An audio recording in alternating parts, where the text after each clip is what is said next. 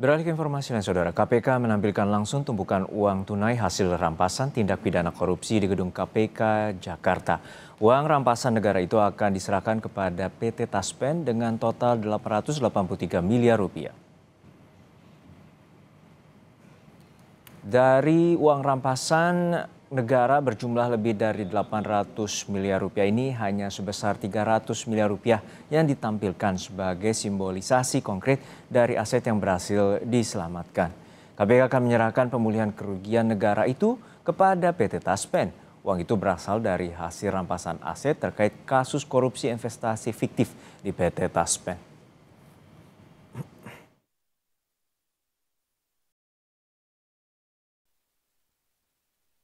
Serah terima barang rampasan negara dari KPK kepada PT Taspen Persero.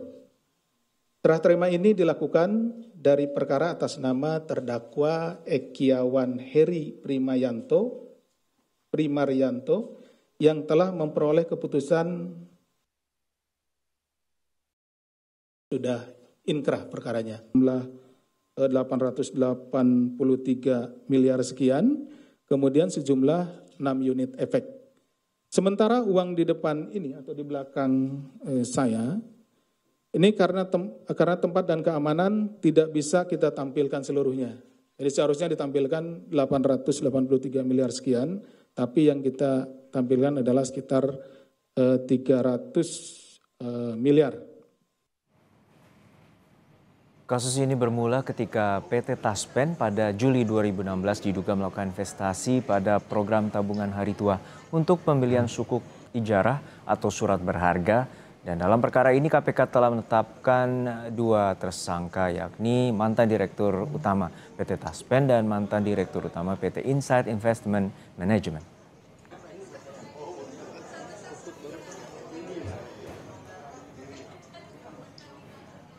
Kita bahas terkait rampasan aset KPK dalam kasus korupsi PT Taspen dengan uang hasil rampasan bernilai 800 miliar lebih.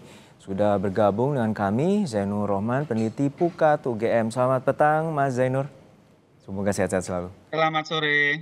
Ya, Mas Zainur, untuk saat ini KPK telah menyerahkan secara simbolik 300 miliar rupiah dari total kerugian aset ataupun rampasan aset bernilai 883 miliar. Dan pandang Anda seperti apa? Bahwa ini merupakan transparansi dan juga bentuk keberhasilan atau ada keraguan bahwa selama ini pengawasan untuk penyerahan juga perlu ditampilkan kepada masyarakat? Ya, yang pertama dalam kasusnya sendiri tentu kita apresiasi ya atas kinerja KPK di dalam keberhasilan mereka menangani kasus PT Taspen sehingga setelah adanya putusan pengadilan yang berkekuatan hukum inkrah, KPK bisa memulihkan setidak-tidaknya yang saat ini adalah 800 sekian miliar. Namun demikian menurut kami ya penampilan uang tersebut secara tunai itu menurut kami bukan merupakan satu langkah yang perlu. Ini kan seperti meniru langkah Kejaksaan Agung yang sebelumnya menampilkan uang dalam jumlah triliunan rupiah itu. Ya, kami paham, rakyat paham bahwa uangnya sangat besar. Ketika divisualkan, rakyat semakin paham, oh ternyata kerugian negara hasil korupsi itu sangat banyak. Paham. Namun demikian, hendaknya itu cukup diperlihatkan angkanya gitu ya. Angkanya saja dicetak yang tebal, yang besar, pakai spanduk, diumumkan kepada publik, ini jumlah uang yang sangat banyak. Kenapa tidak perlu dalam jumlah uang tunai? Karena yang pertama ini kan uang tadinya ada dalam rekening ya, di dalam bank. Ini kan ditarik terlebih dahulu.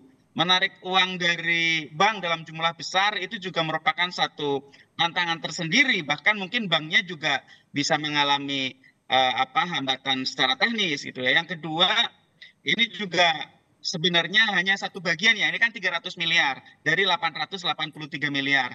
Tadi kalau kita dengarkan katanya kan ini untuk transparansi sehingga ditampilkan. Oh yang ditampilkan juga tidak semua. Seperti kemarin Kejaksaan juga tidak menampilkan semuanya.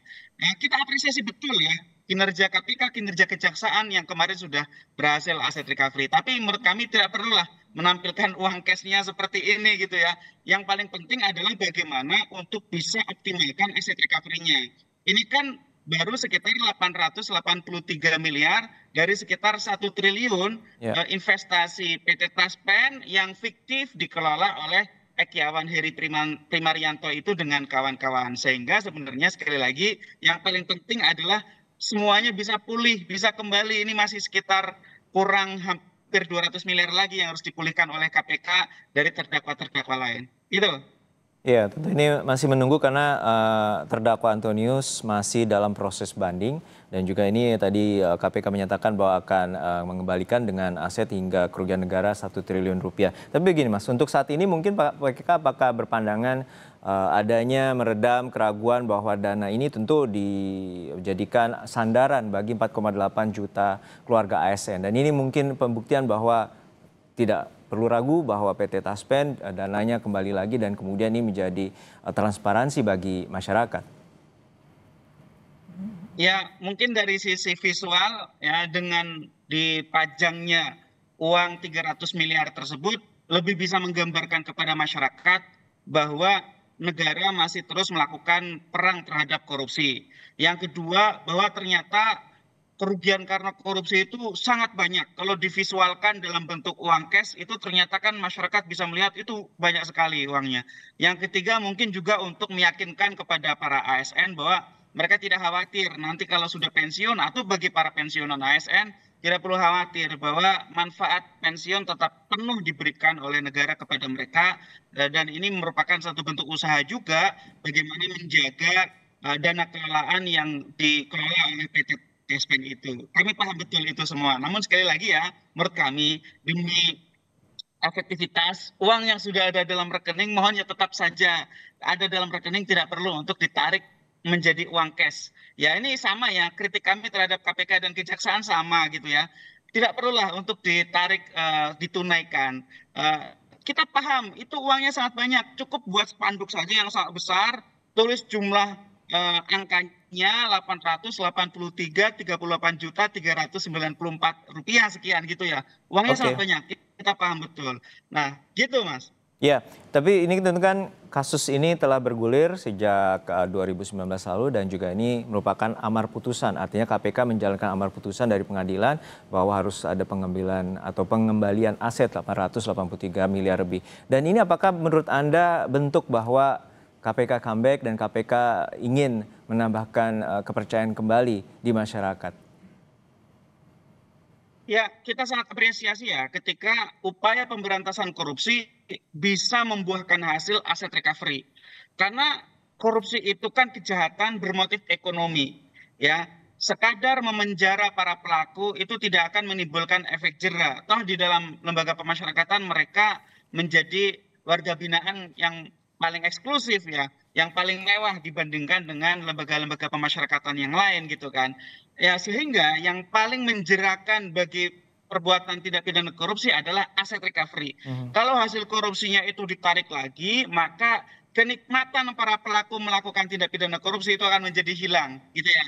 Nah, dengan KPK berhasil memulihkan kerugian keuangan negara sampai 883 miliar, tentu ini turut ya menjadi poin yang sangat baik bagi kinerja KPK. Ya, ini bisa juga meningkatkan kepercayaan publik kepada KPK karena KPK secara nyata bisa memulihkan kerugian keuangan negara. Nah, nanti ini yang 200 miliar semoga bisa di recovery dari terdakwa-terdakwa yang lain karena memang yang menjadi hambatan di dalam pasal 18 Undang-Undang Tipikor itu yang bisa disita adalah hasil kejahatannya. Itu yang kemudian menjadi problem gitu ya yang dinikmati oleh para pelaku. Nah, ini kan kemungkinan juga ada banyak dana sekitar mungkin yang masih tersisa sekitar 100 sampai 200 miliar itu mungkin beberapa masih ada di para pelaku.